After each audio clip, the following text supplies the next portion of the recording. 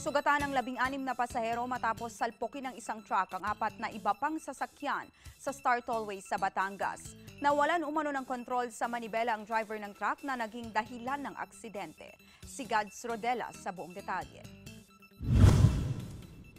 16 katao ang sugatan matapos araruhin ng isang car carrier truck ang 4 pang sasakyan sa loob ng Star Tollway na sakop ng bayan ng San Jose, Batangas kahapon ng umaga. Ayon sa pamunuan ng Star Tollway at ng mga kapulisang may hawak ng kaso, nawalan di umano ng kontrol sa manibela ng kanyang minamanehong truck na may plakang TYO 335 ang driver na si Alberto Orlin sa bahagi ng kilometer 91 na sakop ng Barangay Lapu-Lapu 2 ng San Jose, Batangas bandang alas 5 ng umaga.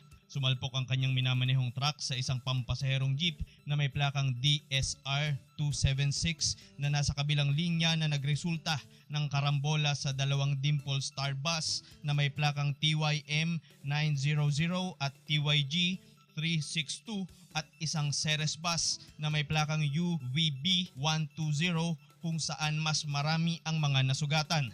Kaagad na sumugod sa lugar ang Philippine National Red Cross Batangas Chapter, mga kawani ng Star Tollway at kapulisan mula sa San Jose Municipal Police Station at kaagad na isinugod ang mga biktima sa Mary Mediatrix Medical Center sa Lipa City.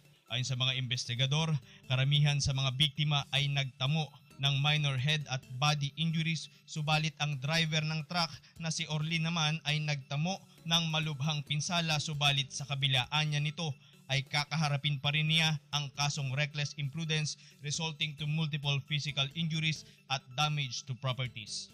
Mula dito sa Batangas, Gads Rodelas, Eagle News.